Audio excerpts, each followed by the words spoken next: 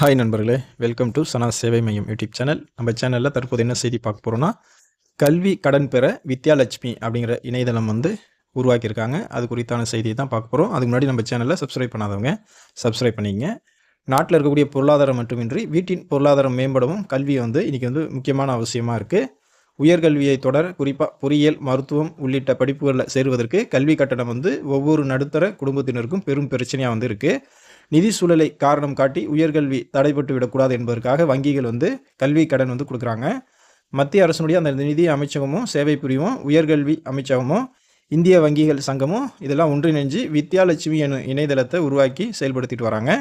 இந்த இணையதளத்தில் மாணவர்கள் எங்கிருந்தும் விண்ணப்பிக்கலாம். உரிய வழிமுறைகளோடு செயல்படுத்துவதற்கான விதிகள் உருவாக்கப்பட்டு அனைத்து வங்கிகளுக்கும் இது அளிக்கப்பட்டிருக்கு. இதனால் கிராம பகுதியில் உள்ள மாணவர்களுக்கும் வங்கிகளில் கடன் பெறுவது எளிதாக இருக்குது. இதற்கான வெப்சைட் www.vidyalakshmi.go.in. இந்த இணையதளத்தில் மாணவர்கள் தங்கள் இருப்பிடத்திற்கு அருகில் உள்ள 3 வங்கிகளை தேர்வு செய்து விண்ணப்பிக்கலாம். பள்ளி கல்வியில் தேர்ச்சி பெறுவோரில் 100க்கு 15 பேர் மட்டுமே உயர்கல்வியில் தொடருவதாக புள்ளி விவரங்கள் சொல்லுது. அந்த நிலையை மாற்ற வேண்டும் என்ற நோக்கத்தில் தான் உயர்கல்விக்கு கடன் வழங்கும் திட்டம் செயல்படுத்தப்பட்டு வருது. இந்தியாவில் உள்ள முன்னணி பல்கலைக்கழகங்கள் IIT மற்றும் IIMகளில் உயர்கல்வி பயில வங்கிகளில் கடன் நீங்கள் பெற்றுக்கொள்ள முடியும். வெளிநாடுகளில் சென்று கல்வி பயில நினைக்கும் மாணவர்களுக்கும் உதவிகரம் நீட்டமும் வங்கிகள் முன் வந்திருக்கு. கலை, அறிவியல், வணிகம், பொறியியல், மருத்துவம், பல் மருத்துவம், கணினி அறிவியல், நிர்வாகவியல், பட்டய கணக்காளர், விமானி, கப்பல் பொறியாளர், செவிலியர் பணி உள்ளிட்ட வேலைவாய்ப்பு உறுதி படிப்புகளுக்கு வங்கிகள் கடன் வழங்குகிறது. இத்துடன் IIT, IIM மற்றும் வெளிநாட்டு பல்கலைக்கழகங்களிலும் உயர்கல்வி பயில்வதற்கான கடன் உதவி இந்த வங்கிகளிலிருந்து நீங்கள் பெற முடியும். இந்தியாவிலோ வெளிநாட்டிலோ உயர்கல்வி பயில எந்தவித உச்ச வரம்புமின்றி தேவைக்கேற்ப வங்கிகளில் நீங்கள் கடன் பெறலாம். 4 லட்சம் ரூபாய் வரையிலான கடனுக்கு மார்ஜின் தொகை செலுத்த வேண்டியதில்லை. அதற்கு மேலான தொகைக்கு 15% முதல் 20% வரை முன்தொகை செலுத்தின வெளிநாட்டில் பயில செல்லும் மாணவர்கள் பெரும் கடன் தொகையில் 15% முன்தொகையை செலுத்தணும் அப்படின்னு சொல்லியிருக்காங்க. கல்வி கட்டணம், தேர்வு கட்டணம், புத்தகம் வாங்குவதற்கும் விடுதி கட்டணம், போக்குவரத்து செலவு, படிப்புக்கு தேவையான கருவியல் வாங்குவது உள்ளிட்ட அனைத்திற்கும் வங்கிகளிலிருந்து நீங்கள் கடன் பெற முடியும். அவசியமான படிப்புகளுக்கு கணினி வாங்குவதற்கும் கடன் பெற முடியும். சிறப்பு தகுதி மாணவர்களுக்கு கல்வி உதவித்தொகை கிடைக்கும் பட்சத்தில் மொத்த கல்வி கட்டண தொகையில் உதவித்தொகை போக மீதமுள்ள தொகையை வங்கிகளில் நீங்கள் கடனாக பெற முடியும். தனியார் கல்லூரிகளில் நிர்வாக ஒதுக்கீட்டின் கீழ் சேர்க்கை கிடைத்திருப்பின் அரசு கல்லூரிகளில் அந்த படிப்புக்கு நிர்ணயிக்கப்பட்ட கட்டண விகிதத்தை வங்கிகள் கடனாக வழங்கும். 4 லட்சத்துக்கு மேல் 7.5 லட்சம் வரையிலான கடன் தொகை பெற வேண்டுமெனில் அதற்கு ஒருவரின் உத்தரவாதம் செக்யூரிட்டி அளிக்கணும்.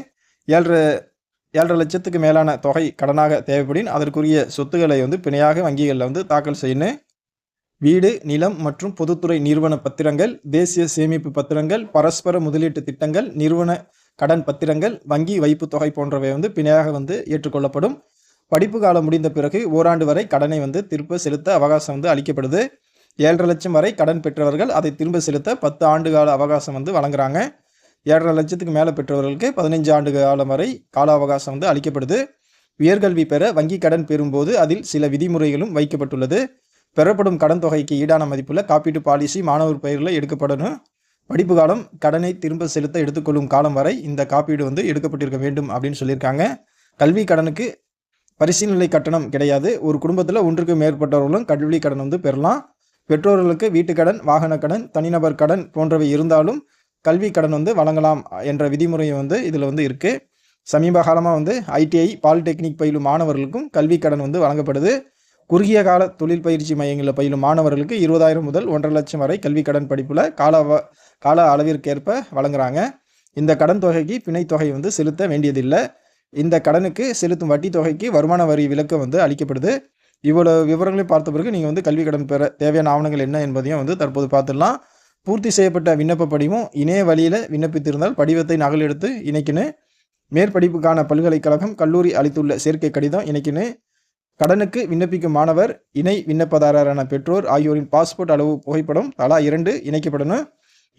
இருவரது புகைப்படத்துடனும் அடையாள சான்று இதில் இணைக்கணும். அதே போல் பேன் கார்டு, பாஸ்போர்ட்டு, ஓட்டுநர் உரிமம், ஆதார் அட்டை, வாக்காளர் அடையாள அட்டை இவற்றில் ஏதேனும் ஒன்றின் நகலை புகைப்பட ஆதாரமாக நீங்கள் அளிக்கலாம். இருப்பிட சான்று கண்டிப்பாக அளிக்கணும்னு சொல்லியிருக்காங்க. கல்வி சார்ந்த ஆவணங்களின் நகல்கள் இணைக்கப்படணும். வெளிநாட்டில் பயில்வதாக இருந்தால் GRE, GMAT இது போன்ற தேர்வுகளில் பெற்ற மதிப்பெண் சான்றின் நகலையும் இணைக்கணும். வங்கி கணக்கு தொடர்பான 3 மாத அறிக்கையை வந்து இதனோட இணைக்கணும். ஒன்றுக்கும் மேற்பட்ட வங்கிகளில் கணக்கு இருப்பின் அனைத்து வங்கிகளின் விவரங்களையும் வந்து நீங்கள் வந்து அளிக்கணும். பெற்றோரின் சம்பள கணக்கு, தொழில்முறை கணக்கு, வருமான வரி தாக்கல் செய்பவராக இருந்தால் 3 ஆண்டு விவரங்கள் உள்ளிட்டவற்றையும் வருமான வரி சான்றையும் வந்து நீங்கள் அளிக்கணும். கடனை உரிய காலத்தில் திரும்ப செலுத்துவதற்கான நிதி வசதியை உறுதி இருந்து நீங்கள் செய்யணும். மாணவர்கள் கடன் பெற விரும்பும் வங்கிகளின் சேமிப்பு கணக்கு கண்டிப்பாக இருக்கணும் அப்படிங்கிற அவசியம் கிடையாது. பிறகு கூட நீங்கள் கணக்கை வந்து தொடங்கிக்கலாம். இத்தனை சலுகை வந்து வழங்கியிருக்காங்க. இந்த நிலையில் மாணவர்கள் வந்து இனி உயர்கல்வி பயில பெற்றோர்கள் கவலை கொள்ள தேவையில்லை.